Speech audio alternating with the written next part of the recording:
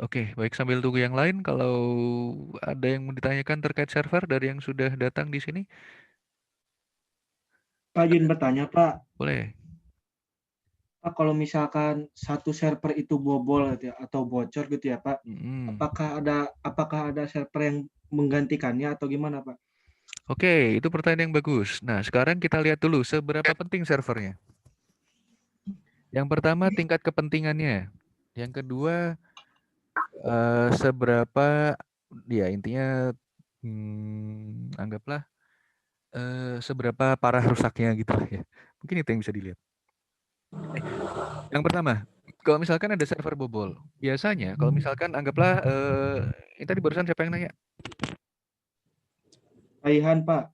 Oke, misalkan Raihan Zuckerberg gitu ya yang punya Facebook nih. Nah, ini server Raihan. Raihan tahu yang pakai Facebook ini atau Raihan Book lah ya. Yang punya Raihan Book ini orang sedunia nih. Kalau servernya mati pasti banyak yang teriak-teriak. Terus gimana dong? Ya sudah, kita berarti harus punya backup server. Backup server ini dia bisa langsung dinyalakan kalau misalkan salah satu servernya down. Jadi backup servernya bisa langsung menggantikan server utama.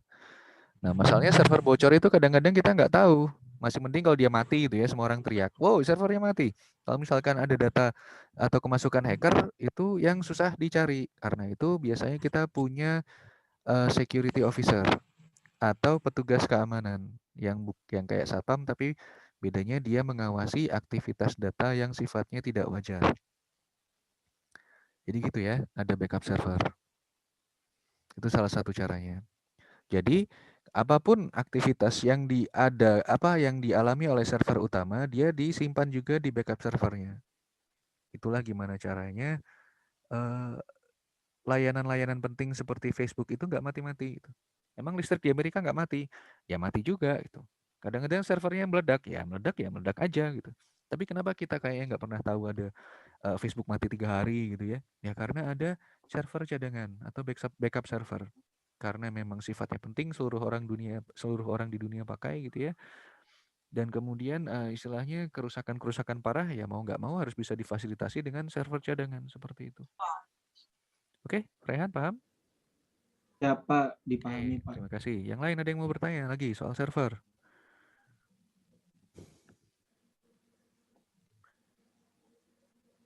Kamu tanya, tapi tentang bukan masalah server. Boleh, silakan. Kalau kita mau bikin aplikasi itu, Pak, caranya gimana? Mau bikin aplikasi apa dulu nih? Ya kayak buat ini kan elektro gitu, Pak. Oke. Kayak eh mengontrol gitu, Pak. Ternyata kayak PLC lagi gitu, Pak. Aplikasi kayak PLC. Oke. Nah, jadi gini ya. Biasanya kalau misalkan kalian mau memprogram sesuatu itu disesuaikan dengan tujuannya. Kalau PLC saya nggak tahu itu program atau enggak. Yang pasti itu kalian nanti akan memprogram Raspberry Pi. Microcontroller itu nanti di kuliahnya Pak Mulki kalau nggak salah. Itu ada aplikasinya sendiri. Saya lupa namanya apa.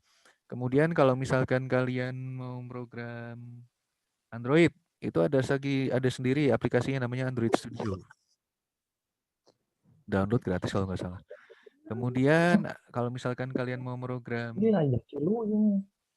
misalkan mau program artificial intelligence, Ya, intelligence buatan, kalian pakai oke, Python, sore bahasa kalem. pemrogramannya, aplikasinya namanya Anaconda. Ini bisa Baik, di-download juga udah. gratis.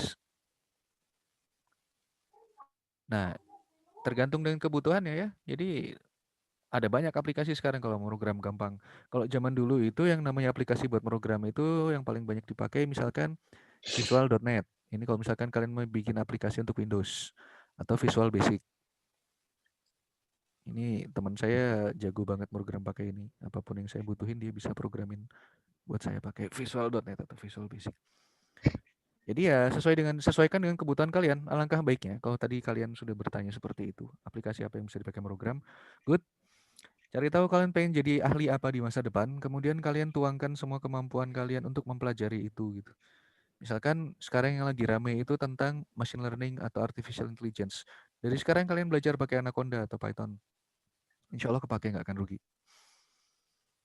Karena itu mahal harga skill itu. Oke, begitu ya jawabannya. Aplikasinya sesuaikan dengan kebutuhan mau program apa. Kalau misalkan mau program microcontroller, ada aplikasinya sendiri. Program aplikasi Android, ada aplikasinya sendiri. Seperti itu. Kalau buat bikinnya gimana gitu Pak? Kalau buat Kita bikinnya, menjutain aja gitu. ya paling gampang ya kalian paling gampang cari di internet, cari buku petunjuknya. Gimana cara programnya, mau bikin apa, harus masukin perintah apa. Sama kayak misalkan kalian apa ya? Ya sama kayak kalian kuliah, belajar lagi.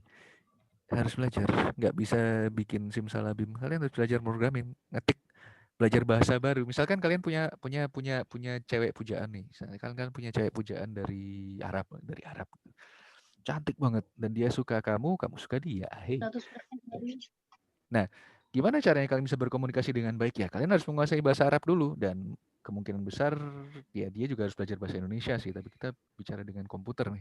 Berarti kalian harus belajar gimana cara berkomunikasi dengan komputer. Udah belajar bahasa pemrogramannya dulu. Mau gambar kotak di layar, ada perintahnya. Mau kalau diklik berubah jadi ungu, ada perintahnya. Itu yang harus kita pelajari. Jadi ya, tapi insya Allah sudah sangat mudah lah di zaman sekarang ini untuk membuat apapun gitu ya. Paling gampang nih, kalau misalkan kalian mau coba-coba, ini juga cloud services. Bentar, saya coba ya. Saya coba, masih ada apa enggak? InVision. Nah, coba nih. Nah, misalkan seperti ini. Misalkan contohnya seperti ini ya. Saya coba share screen yang baru. Mana ini? Oke. Oke, ini adalah salah satu contoh. Misalkan kalian ingin membuat contoh aplikasi untuk Android. Untuk bikin dummy atau mockup aplikasi. Nah, mungkin nanti kalau dikasih tugas oleh Pak Jaya, Pak Afid, atau Pak Mulki, atau emang kalian suka bikin-bikin gitu ya dari sekarang. Ini bisa kalian coba. Cari aja di internet yang kayak gini nih. Misalkan invisionapp.com. InVision ini kalian bisa membuat contoh aplikasi yang contoh aplikasi nanti kalau misalkan kalian bikin aplikasi Android jadinya kayak gimana sih tampilannya. Nah, itu bisa pakai InVision. Ya, maaf lambat ya kalau pakai video. Kalau dipakai video ini pasti lama ya. Ini kalau misalkan kalian mau main game online juga bisa. New share, balik lagi ke whiteboard. Oke. Nah, ini ada beberapa aplikasi yang bisa kalian pakai. Kalau misalkan kalian suka berkreasi, coba cari di Google lah. Saya lupa namanya apa. invisionapp.com. Ini untuk bikin dummy Android app atau dummy app. Ada buat iPhone juga. Kalau misalkan kalian suka bikin aplikasi, ini cara yang bagus untuk melihat aplikasi kalian bagus atau enggak. Nah, misalkan ada tugas dari kuliah tekno gitu ya, kuliah teknopreneur suruh bikin aplikasi Android, nah pakai ini aja gampang, InVision App. Kemudian kalau misalkan kalian suka gambar-gambar, ini juga salah satu contoh cloud services, canva.com. Ini banyak banget template desain yang bisa tinggal pakai, comot, pasang, print, gratis. Jadi ya inilah salah satu keunggulannya cloud computing ya. Itu tadi beberapa contoh aplikasi berdasarkan cloud computing yang memang tujuannya adalah memudahkan kita untuk berkreasi gitu. InVision App dan Canva itu contohnya. Tapi apakah kalau misalkan kita bikin dummy aplikasi pakai InVision App itu aplikasi yang bisa dipakai? Oh enggak. Itu hanya memberikan contoh tampilan saja. Tampilannya nanti jadi kayak gimana, aplikasi kalian bisa ngapain aja. Tapi aplikasinya ya kalau misalkan pengen jadi ya kalian tetap harus bikin pemrograman Android-nya. Android app-nya tetap harus diprogram, ditulis, diketik. Kalau misalkan kalian tertarik dengan Android application, silakan kontak Pak Mulki atau Pak Afid. Gitu ya. Oke, tadi juga ada yang tanya di chat terkait dengan kita daftar email atau apalah. Oke, kan itu terdaftar di server tertentu. Benar sekali ini, Umar. Jika email tersebut tidak terpakai lagi karena lupa password atau lupa alamat email, apakah akan menuhin server? Benar. Jika iya, gimana cara mereka mengatasinya, Pak? Nah, itulah buat server-server susah yang memang kapasitasnya terbatas. Biasanya mereka akan mengirimi kita sebagai user bahwa user kita akan dihapus kalau misalkan tidak aktif dalam waktu berapa hari. Itu salah satu cara mengatasinya. Jadi mereka kasih deadline. Wah, ini udah nggak nyala 2 bulan nih. Ya udah hapus aja usernya gitu daripada ngabisin server. Jadi itu solusinya. User akan dihapus. Jadi semua data terkait user, apakah itu profil, apakah itu file, apakah itu mungkin ada apa ya, database, ya itu semuanya dihapus. Itu adalah cara untuk hemat server. Udah hapus aja semuanya. Seperti itu. Jadi kalau misalkan kalian punya alamat Google gitu, nggak kepakai berapa, setahun, 2 tahun, nah itu mungkin bisa dihapus sama Google-nya. Jadi seperti itu. Oke, sama-sama Umar. Terima kasih. Ada pertanyaan lagi yang lain sebelum saya lanjutkan? Apa izin bertanya Pak? Boleh. Pak misalkan membuat server tuh ya kayak Membuat server. contohnya game Among Us gitu ya Pak. Kan Oke. servernya tuh banyak kan ya Pak. Ada Ya. server Asia, server Amerika. Ya. Itu tuh termasuknya emang satu Gimana? server atau dibeda-bedain server lagi gitu Pak. Maksudnya gimana? Misalnya server Asia ada servernya lagi gitu. Oh iya, Server itulah Amerika dipegang satu server lagi. bagus sekali. Nah, itulah yang disebut dengan cloud server gitu. Jadi apakah server Among Oh. Us yang di North America itu cuma satu server gitu? Oh, enggak juga. Jadi sebenarnya itu banyak servernya di sana ya, apalagi kalau orang setengah Amerika main Among Us gitu ya. Jadi mungkin itu sebenarnya kumpulan dari 10 server yang dijadikan satu cloud yang disebut sebagai server North America. Ini adalah salah satu contoh cloud computing. Nah, kalau misalkan kita di server Asia nih, yang selalu susah mainnya putus-putus, gampang kena kick, ya itu mungkin karena server Asia cuma sedikit gitu ya, isinya cuma 4. Nah, makanya servernya sering nge-hang. Soalnya sekarang pemain dari Asia banyak. Dan kalau kalian pengen mainnya lancar, main di server North Amerika, ya karena memang mereka bentuknya cluster-cluster seperti ini ya, ini yang disebut cloud. Server North America. Nah, kalau misalkan kalian sering kena kick di server Asia, ya itu karena lagi ada operasi pembersihan cheater ya, mod di server Asia. Dan itu nggak terjadi di server North America karena memang mereka terputus gitu. Tergantung kita nanti misalkan kita mau main Among Us, mana gambar karang Among Us ini orang ini. Ya. Kita mau masuk server yang mana nih? Mau masuk yang Asia, North America atau Europe? Ya, sesuai kebutuhan saja. Kalau misalkan kalian pengen cari orang Indonesia atau cari yang gampang mainnya, dekat, cepat, harusnya ya udah Asia. Tapi kalau misalkan Asia gampang putus-putus, ya udah pindah ke Amerika. Meskipun pingnya jadi tinggi ya. Misalkan ping rate-nya ke Amerika bisa berapa? 320. Kalau ke Asia mungkin cuma 50. Itu karena jarak ya. Karena jarak jadi pingnya naik. Seperti itu. Itu ya untuk Among Us. Oke, izin bertanya, dulu pernah terjadi down Facebook, Instagram, WhatsApp di seluruh dunia selama berapa lama? Apa itu adalah masalah di server pusat? Ya, itu pasti kaitannya dengan server pusat. Kalau layanannya down untuk seluruh dunia, itu pasti server pusatnya kena gitu. Jadi meskipun gini ya, jadi meskipun server Among Us itu bisa dipisah jadi 3 server, tapi pada kenyataannya sebenarnya mereka semua itu tergabung di dalam satu server Among Us yang besar gitu. Ini tetap ada server pusat yang mengatur segalanya gitu.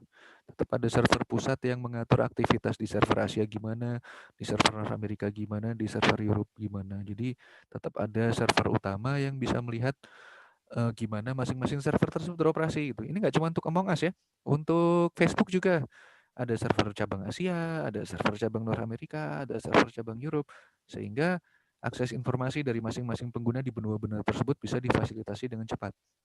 Kalau misalkan ya yang kena serang hacker atau lampu mati atau server meleduknya adalah server pusatnya, ya semua ini akan mati gitu. Semua ini akan terdampak karena mereka tetap butuh berkoordinasi dengan server pusat untuk menjalankan operasinya. Ya, itu pertanyaan yang bagus. Terima kasih. Oke, ada pertanyaan lagi yang lain?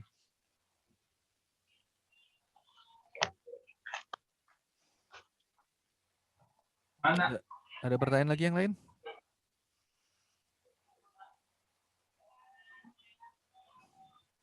Itu Pak di chat masih ada yang bertanya Pak. Kayaknya barusan udah saya jawab deh. Atau enggak? Udah kan barusan saya jawab? Yang Sugiono Pak. Oh, Sugiono. Oke. Kalau server Gmail bisa mengakses data pribadi email kita enggak? Maksudnya siapa? Gmailnya. Yang punya Gmailnya gitu ya? Ya bisa. Ya, Pak, betul. Ya bisa aja. Tapi biasanya itu tidak dimungkinkan gitu ya untuk mencegah. Karena eh, istilahnya itu ada di jaminan keamanan gitu. Jadi biasanya untuk menjamin keamanan bahwa misalkan ini Sugiono ya. Gimana Sugiono? Oh, lari-lari. Ya lari. Sambil pakai topi pisang deh. Nah, misalkan Sugiono masukin email nih ke server Gmail. Nah, apakah Google-nya bisa lihat gitu ya? Oh, bisa kalau dia mau. Itulah sebenarnya kenapa kalau misalkan ada penjahat di luar negeri itu penjahat di Indonesia gitu ya. Salah satu dan misalkan polisi perlu ngecek informasi di Facebook-nya atau informasi di Google-nya, itu pasti mereka ngirim surat ke Google atau ke Facebook bahwa untuk kepentingan penyelidikan mereka perlu mengakses data dari si A misalkan. Apa? Jadi seperti itu. Naon? Nah, ya naon itu tolong di-mute aja. Mantap. Iya. Amis. Bentar, mari kita lihat siapa yang ramai. Oke, terima kasih. Nah, misalkan misalkan Google sebagai pemilik email, dia bisa ngeliat email kita nggak bisa. Karena itulah ada yang namanya persetujuan keamanan. Persetujuan keamanan buat pengguna layanan. Biasanya di situ ditulis bahwa Google tidak akan menyalahgunakan data Anda. Google tidak akan memperjualbelikan atau tidak akan membahayakan keamanan data Anda. Nah, itu yang perlu kalian baca kalau misalkan kalian daftar email atau daftar layanan. Karena itu yang di awal-awal harus disetujui. Gimana data kalian akan digunakan oleh Google gitu. Gimana data kalian akan digunakan oleh Facebook. Ya karena mereka bisa akses email kita ya, mereka yang punya kok. Ibaratnya gini lah. Kalian suka nulis buku harian gitu ya. Dear Diary, hari ini saya makan bakso. Terus kalian mau nulis diary gitu. Tapi kalian nggak punya kertas, kalian nggak punya buku. Jadinya kalian pinjam ke buku teman kalian. Meskipun kalian bilang ke teman kalian, jangan dibaca ya, ini diary aku. Tetap aja teman kalian bisa ngebaca, dan gimana kalian mastiinnya teman kalian nggak akan baca gitu kan. Hanya teman kalian, Anda dan Tuhan yang tahu nanti. Nah, jadi ya seperti itu gitu. Karena itu ada persetujuan keamanan gitu. Ibaratnya kita nulis diary di buku teman lah. Kalau teman kalian mau baca diary ya kita bisa apa gitu. Tapi harusnya ada perjanjian dulu dengan teman kalian di atas kertas ya, hitam di atas putih, bahwa teman kalian nggak akan baca diary kalian seperti itu. Dan Google harusnya ada perjanjian seperti itu juga. Gitu. Jadi mereka nggak akan akses email pribadi kalian. Kalau bisa akses bisa. Masalahnya mereka boleh atau enggak itu aja. Jadi seperti itu. Jadi begitu ya Sugiono. Ya Pak, terima kasih. Oke, terima kasih. Pertanyaan bagus sekali. Pertanyaan yang lain. Mungkin mumpung kita ngebahas server, internet, cloud computing. Ada nggak? Sebelum saya ingat-ingat lagi sebenarnya tadi saya ngebahas apa ya udah sampai sini. Silakan, ada lagi yang mau nanya terkait server? Karena kita belajar server dulu nih. Tentang membuat servernya gimana, tentang bisa ngapain aja pakai server. Nah, itu nanti ditanyakan ke Pak Afid atau Pak Mulki di kuliah arsitektur komputer begitu ya. Oke, baik lagi. Saya jadi ingat. Tadi kita ngebahas tentang on-premise dan off-premise ya. Nah, jadi gini. Tadi kita udah paham tentang server kan ya. Jadi kalau misalkan kita bahas tentang off-premise dan on-premise, kalau off itu artinya di luar, premise itu artinya lokasi. Kalau on-premise itu artinya di dalam, premise itu artinya lokasi. Tadi kita udah paham bahwa untuk layanan agar bisa berjalan lancar, baik itu email, gaming, Facebook, itu butuh server. Kalau misalkan kita pakai layanan off-premise, server itu tidak ada di rumah kalian, itu tidak ada di kantor kalian, tidak ada di lokasi yang lama, tidak ada di lokasi yang sama dengan kalian. Misalkan kita main, kita Facebook, kita pakai Facebook. Server Facebook ya udah mungkin ada di Singapura gitu ya. Kalian sih ada di mana? Cipenyan mungkin. Ya itu contoh server off premise gitu. Karena kalian perlu pakai internet buat menghubungi server yang asli gitu. Dan ini harus terhubung ke internet umum ya. Kalau misalkan servernya on premise, server itu ada di satu lokasi sama kalian gitu. Apakah di kantor, apakah di kampus, servernya di situ gitu. Jadi kalian nggak perlu jauh-jauh connect ke internet untuk akses servernya. Bisa pakai LAN saja. Kalau misalkan kalian ada di dalam lingkungan kantor. Pertimbangannya apa? Biaya biasanya. Server on-premise itu mahal. Kalian harus install, harus pasang server sendiri di tempat kalian. Kalau server off-premise, ya kita cuma tinggal bayar kuota aja. Karena istilahnya ya kayak tadi ya, kita pinjam buku teman buat nulis diary. Ya kalian nggak perlu sedia tempat khusus buku diary kalian di tasnya karena bukunya dibawa teman gitu. Ini lebih murah. Tapi Seperti yang saya sampaikan kemarin, antara kenyamanan dan keamanan itu pasti ada trade-off. Ini masalah keamanannya lebih rendah dan kehandalannya juga lebih rendah. Kalau misalkan lampu mati di Singapura, bisa apa kita? Misalkan servernya diambil orang gitu ya di Singapura gitu. Di Singapura dekat-dekat Lebaran mungkin angka pencurian naik juga, terus servernya hilang gitu.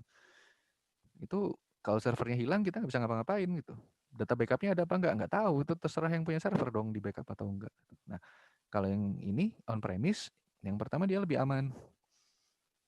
Dan yang kedua dia lebih handal juga. Kalau ada apa-apa sama servernya kita langsung tahu. Dan kita bisa kasih pagar listrik di sekitar servernya biar nggak diambil orang kalau mau. Jadi seperti itu bedanya off-premise dengan on-premise ya. Oke, tadi yang nanya siapa? Udah paham?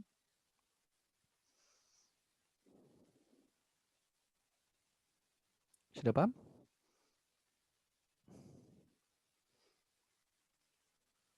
Oke, kalau tidak ada pertanyaan lagi saya lanjutkan dengan kuliahnya.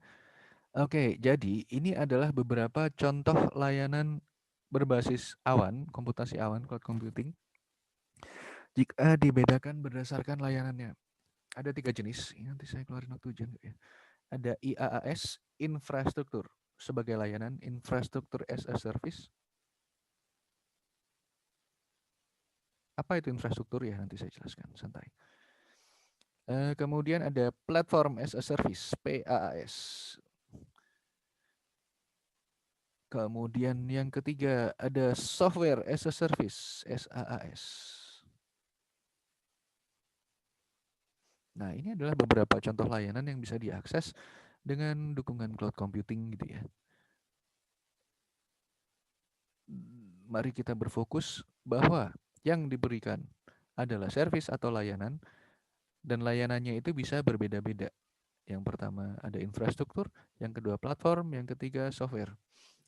Saya harap kalian paham lah dengan konsep software lah ya. Software itu udah bisa kita pakai di mana-mana gitu. Misalkan aplikasi email, Google Gmail ada di HP kalian. Itu software as a service sebenarnya. Softwarenya punya kalian? Enggak. Kalian cuma punya akunnya aja. Mobile Legend itu kalian beli gratis sih sebenarnya. Ya mungkin bayar lah ya pakai iklan atau bayar buat beli gacha. Tapi itu bukan punya kalian gitu. Kalian cuma tinggal make. Istilahnya itu tinggal make. Itu adalah ciri khas dari software as a service dari paling bawah ya. Perangkat lunak sebagai layanan. Kalian tinggal pakai aplikasinya. Terus kalian langsung mendapatkan layanannya nggak pakai repot. Mau main game, Mobile Legend. Mau kirim email, pakai Gmail. Mau kirim-kirim atau edit dokumen online, pakai Google Docs. Mau kirim formulir, pakai Google Form. Nah itu contoh software as a service. Itu yang sangat mudah kita pahami, sangat banyak jumlahnya, udah sangat banyak kita pakai dalam kehidupan sehari-hari. Oke. Itu software as a service ya, SaaS. Contohnya apa aja nanti di belakang ada. Oke. Yang kedua, platform sebagai layanan. Nah, kalau ngomongin platform itu kita lebih sulit gitu. Apa sih platform, Pak? Saya susah juga untuk menjelaskannya gitu. Tapi sederhananya gini, kalian bisa seperti menggunakan Windows tapi di komputer orang lain. Selama ini misalkan kalian pakai aplikasi gitu ya. Aplikasinya kan jalannya di atas Windows atau di atas Android. Kalau misalkan kita pakai platform sebagai layanan, kita pakai Windows di komputer orang lain. Buat main game boleh, buat program boleh. Jadi kalau dari bawah, perangkat lunak sebagai layanan, kita pakai gamenya orang lain buat main game. Kalau platform sebagai layanan, kita pakai Windows-nya orang lain buat main game. Kalau yang paling atas, infrastruktur sebagai layanan, kita pakai komputernya orang lain buat jalanin Windows, buat mainin game. Jadi seperti itu ya. Secara sederhananya, infrastruktur itu apa aja, Pak? Oh ya banyak nih. Coba kita lihat ya. Kalau misalkan kita pakai software as a service, ini yang di paling kanan. Jadi semua itu dikelola oleh yang punya layanannya. Misalkan kalian main Mobile Legends atau Among Us. Among Us ada error, ada virus, ada cheater. Emang kalian melakukan update aplikasinya? Oh tidak, itu tanggung jawabnya yang punya server Among Us-nya, si internal sloth itu. Kemudian datanya hilang, atau kalian mau update data, delete data, kalian bisa? Oh tidak, karena itu juga bukan ada di kalian gitu. Ya termasuk sampai bawah-bawahnya ya, operating system, virtualisasi, servernya gimana, datanya disimpannya gimana, koneksi internetnya gimana. Kita nggak bisa atur sama sekali kalau kita menggunakan software as a service atau menggunakan aplikasinya sebagai layanan. Paling gampang lihatnya ya Gmail, kemudian apa mobile gaming, ya gitulah. Itu semuanya termasuk software as a service. Aplikasinya diupdate ya kita nggak bisa ngapa-ngapain gitu ya. Kalau nggak update nggak bisa dipakai aplikasi ya kita harus nurut gitu daripada kita nggak bisa pakai aplikasi lagi gitu kan. Nah itu contoh software as a service. Itu yang paling dasar. Kita tinggal terima beres, tinggal terima pakai. Bahkan aplikasinya pun kita nggak ngembangin, aplikasinya pun kita nggak maintain, kita nggak jaga kualitasnya gitu ya. Itu yang dijaga orang lain. Palingan kita teriak-teriak aja, wah ini error nih, wah ini banyak cheater nih. Nah nanti mereka yang update.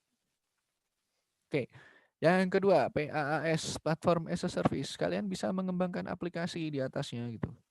Kalian mau naruh aplikasi apa aja di atasnya itu bisa. Kalian mau nyimpen data apa aja di atasnya itu bisa. Seperti yang saya contohin tadi, misalkan kita pinjam Windows-nya teman. Kalian bisa install aplikasi di atasnya, kalian bisa nyimpen data di situ gitu. Kalau yang tadi ya, kalau misalkan tadi yang di sebelumnya software as a service, kalian cuma bisa jalanin aplikasinya aja gitu. Tapi kalian nggak bisa menentukan aplikasinya mau ngapain dan kalian mau aplikasi apa aja juga nggak bisa.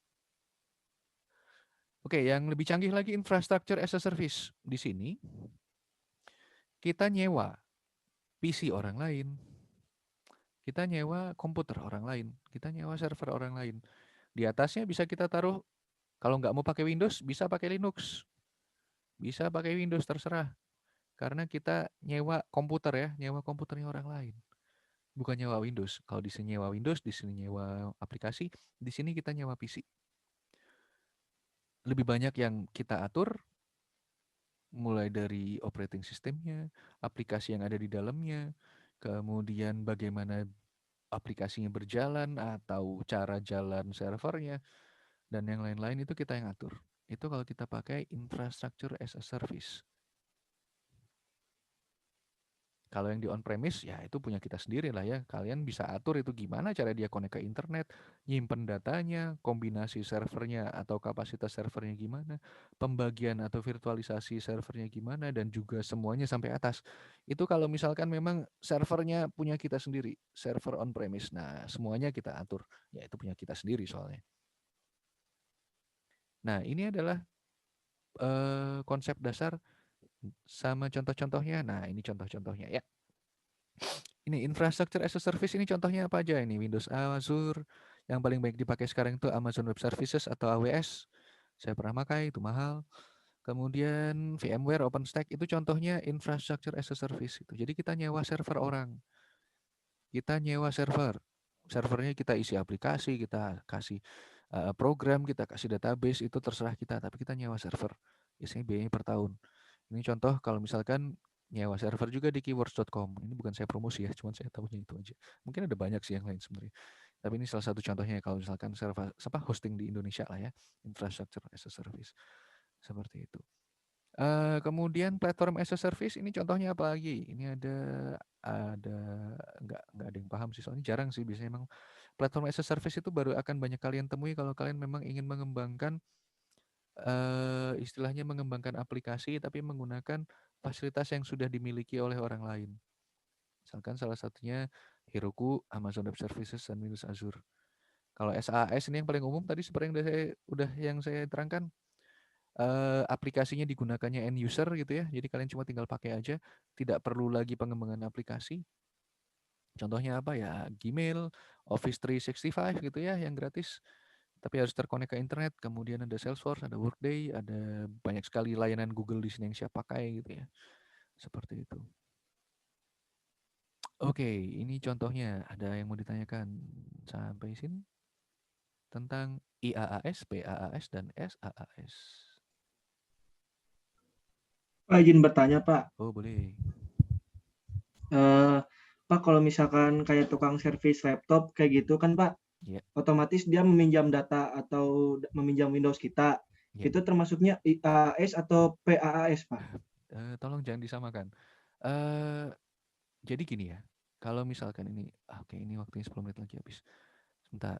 Kalau misalkan, jadi gini, coba saya ingin bahas dulu dari tukang reparasi laptop. Tukang reparasi laptop Dia tidak meminjam Windows kita. Dia menggunakan Windows kita untuk benerin laptop kita gitu kan. Jadi perlu apa? Perlu username password itu maksudnya. Kalau misalkan dia mau reparasi, memang dia butuh username password kita. Tapi apakah setelah itu dia pakai laptop kita buat main game, kemudian dia nyewa dari kita? Enggak. Semoga enggak gitu ya. Kalau enggak, wah serem banget itu tukang servisnya. Pakai laptop kita buat nonton, buat download, buat main game. Terus dikembalikan 1 bulan setelahnya gitu. Wah ini maaf susah benerinnya gitu. Padahal benerin cuma sehari, itu 29 hari sisanya buat dipakai senang-senang. Wah itu enggak amanah banget itu tukang reparasinya. Tapi kita tidak bisa bilang apa yang dilakukan oleh tukang reparasi laptop itu sebagai IAAS, PAAS, atau SAAS. Karena istilah 3 ini hanya umum digunakan untuk layanan berbasis internet saja atau cloud services. Nih, coba saya kasih gambaran yang lebih jelas mengenai ketiga layanan tersebut ya. Misalkan, tadi siapa yang nanya namanya? Raihan, Pak. Oke, Raihan. Misalkan Raihan mau daftar kerja. Oh iya, mau daftar kerja butuh syaratnya apa? Harus bikin email nih. Waduh, gimana caranya bikin email ya? Ya udah yang gratis aja. Ya udah, pakai apa emailnya? Anggaplah pakai Gmail. Raihan mengakses Gmail menggunakan apa? Menggunakan aplikasi Gmail. Aplikasi Gmail ini kayak gimana tampilannya? Oh ya, di sebelah kiri ada menunya, di sebelah kanan ada emailnya. Nah, inilah yang disebut software as a service. Gmail memberikan layanan kepada Raihan dalam bentuk software. Softwarenya buat apa? Buat baca email dan kirim email. Ini contoh software as a service. Tolong bedakan, semoga bukan itulah ya.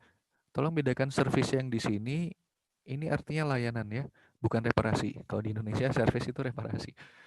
Nah, kalau di bahasa Inggris service itu layanan. Layanan apa yang diberikan? Ini layanan email gratis, misalkan seperti itu. Oke, misalkan ada yang suka main Among Us lagi tadi siapa ya? Anggaplah Lukman. Saya tahunya Lukman. Anggaplah Lukman. Lukman mau main Among Us nih. Mau main sama teman lah ya, ya. Nah, ini kontaknya ke server Among Us. Kita perlu download, ya perlu biar istilahnya mainnya nggak terlalu lama loading download satu-satu. Semua informasi tentang Among Us sudah di-download dulu ke HP kita. Orang-orangannya gitu ya. Kemudian bisa ngapain aja. Kemudian aplikasinya bisa ngapain aja. Animasi-animasinya misalkan ngebunuh orang. Ini gimana orang ngebunuh. Ya, itu sudah di-download dulu ke komputer kita gitu. Tapi kita hanya menggunakan layanan dia agar kita bisa main sama teman-teman. Karena itu dia bentuknya juga software as a service. Softwarenya apa? Softwarenya bentuknya game. Oke, contoh yang lain lagi. Misalkan, di sini kita punya mahasiswi nggak sih? Siapa ya kemarin? Sulfa? Sarah? Sarah Sulfa? Faida? Zaifa? Faiza? Siapa namanya?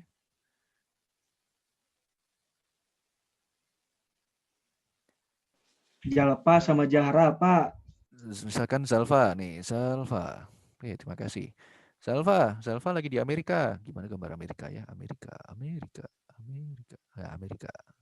Ini Australia apa Amerika? Kemudian Zahra ada di Indonesia. Jangan lupa Sulawesi, kemudian Papua. Ini ada Bali, ada Timur. Zahra dan Zalfa. Benar kan ya? Zalfa, minta filenya dong. Ya boleh, tapi gimana ngirimnya? Masa ngirim USB drive pakai surat? Kayaknya bakal lama nyampainya 2 bulan gitu ya. Saya butuhnya kapan? Besok. Ya udah, kalau gitu kita kirim-kiriman file pakai internet aja. Di internet gimana cara ngirim filenya? Kalau ukurannya gede 1 giga, aduh susah juga ya, pakai email nggak bisa. Ya udah, kirim aja pakai Google Docs. Nah, Google Docs ini contoh software as a service. Kenapa ya? Karena kita pakai aplikasi Google Doc itu untuk menyimpan data dan bertukar. Penyimpanan dan pertukaran. Nah, ini contoh software as a service. Kalian cuma tinggal pakai aja. Ini ya, udah saya upload nih. Oke, siap. Saya download. Terima kasih. Ya, download. Zahra bisa download. Ini contoh software as a service. Google Docs itu software. Kalian bisa tuker-tukeran file di situ. Tapi itu aksesnya lewat internet. Nah, itu contoh software as a service, aplikasi yang bisa diakses lewat internet. Sebelum saya lanjutin contohnya nih, ada yang masih belum paham nggak dengan konsep ini? Kalau belum, saya jelasin lagi soalnya. Paham, Pak. Paham ya? Oke, good. Terima kasih. Ada yang belum paham nggak? Silakan. Ini masih ada 4 menit lagi sebelum putus nih. Pak, kalau itu filenya kalau udah di-upload Ya. langsung dihapus atau gimana? Terserah. Kalau udah di Kalau misalkan mau kalian udah hapus, yang uploadnya yang harus ngehapus kalau di Google Docs. yang uploadnya. Kalau enggak, kalau misalkan enggak kalian hapus, kalian itu di Google Docs kalau nggak salah punya kapasitas 15 GB. Oh iya, Pak. Jadi itu nanti biasanya kalau kalian buka Google Doc itu kalian dikasih tahu kalian masih punya berapa space. Setiap user kalau misalkan nggak di-upgrade itu ada 15 GB ya, seperti itu. Oke, pertanyaan yang lain. Nah, ini contoh, saya kasih contoh aplikasi lagi yang bisa kalian pakai. Misalkan oke, misalkan ada tugas dari Technopreneur gitu ya, itu kuliah yang seru tapi kadang-kadang tugasnya ajaib-ajaib. Misalkan dikasih tugas, siapa yang contohnya? Ada Sugiono. Dikasih tugas sama dosen tekno nih, bikin kuesioner ya. Terus nyebarinnya, terus kuesionernya gimana? Pakai kertas. So hari gini masih pakai kertas gitu ya, pakai COVID apalagi. Kalau gitu, gimana cara kita nyebar kuesioner dengan gampang? Ya udah, masuk ke Google Form, bikin formulirnya dengan banyak formatnya di sini. Terus kalau sudah jadi formulirnya diapain? Oh ya udah, langsung aja kirim lewat email, lewat Facebook, lewat WhatsApp. Tolong diisi ya. Jadi nanti semuanya bisa bantu ngisi. Nanti Sugiono kalau misalkan pengen lihat hasil pengumpulan datanya bisa langsung dari Google Form juga. Nanti dibikinin file Excel-nya bisa ada file Excel-nya atau bisa dilihat grafiknya. Wah, macam-macam. Ini adalah salah satu contoh layanan Google Cloud yang sangat berguna gitu, dipakai. Saya juga masih pakai sampai sekarang. Dan kalau kalian mau daftar macam-macam atau ngisi formulir macam-macam, masih banyak yang pakai Google Form. Ini juga salah satu contoh software as a service. Softwarenya apa? Ini formulirnya nih. Kalian bisa bikin formulir online. Itu contoh software as a service. Oke. Nah, kalau platform as a service susah ngejelasinnya. Karena saya juga jarang pakai gitu. Saya lebih sering pakai tadi yang paling bawah, infrastructure as a service. IaaS. Apa sih Pak infrastructure as a service itu? Nah, tadi misalkan Umar atau Sahrul yang udah pernah nyewa server. Kalau kalian nyewa server itu komputernya kalian bawa pulang? Enggak ya, ini bukan sewa PS. Kalau sewa PS boleh bawa PS pulang. Kalau sewa server, servernya tetap di perusahaan yang punyanya gitu. Terus kalian dapat apanya? Kayak kalian bisa pakai seolah-olah ini kalian pakai di komputer kalian sendiri gitu. Misalkan ini Umar, ini Sahrul. Kalian mau bikin website, kemudian kalian mau bikin platform atau bikin aplikasi, itu bisa. Itu seolah-olah kalian bikin ini di komputer kalian sendiri. Padahal sebenarnya enggak. Itu kalian menggunakan komputer orang lain. Nah, ini yang disebut infrastructure as a service. Jadi seolah-olah kalian pakai komputer orang buat bikin aplikasi, buat bikin server kalian sendiri. Kalian bisa bikin macam-macam, bisa bikin website, bisa bikin aplikasi gitu ya. Kemudian kalian bisa nyimpen data, kalian bisa upload macam-macam, tergantung kalian sewanya berapa gitu. Itu yang difasilitasi oleh misalkan oleh cloud hosting server atau cloud server. Ini kalau kalian cari di Google banyak ini yang di Indonesia yang ngasih layanannya. Ini contohnya IaaS, Infrastructure as a Service. Penyewaan server gitu ya, hosting server. Oke, ada yang mau ditanyain sampai sini nggak?